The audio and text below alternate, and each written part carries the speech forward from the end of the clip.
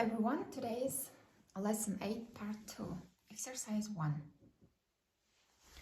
Бірінші жаттығу listen, point and repeat дейді. Тыңда және бірге қайтала дейді. Мына сөздерді біз жаттап алуымыз қажет. Бұл сөздерді біз күнделікті қолданамыз. Біріншісі point to the door, есікті көрсету, есікті нұсқау, иә. Take, суретке қараймыз міндетті түрде. Take out your book. Кітабыңды ал деп тұр, мұны көрсетіп тұр.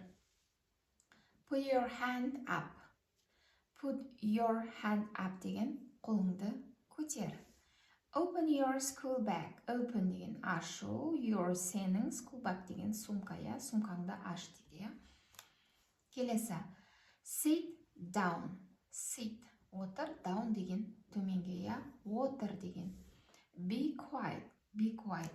Тыныш деп тұр, суретте көрсетіп тұр. Чш деп, тыныш. Stand up. Орнынан тұру. Close your book. Кітапты жабу.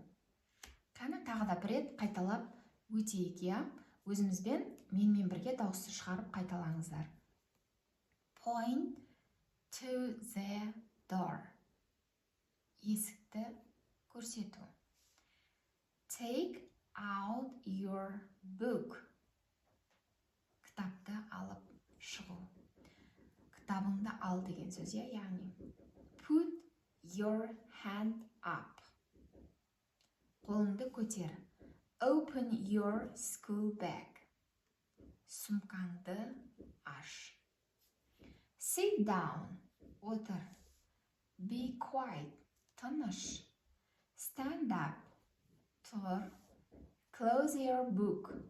Кітабыңды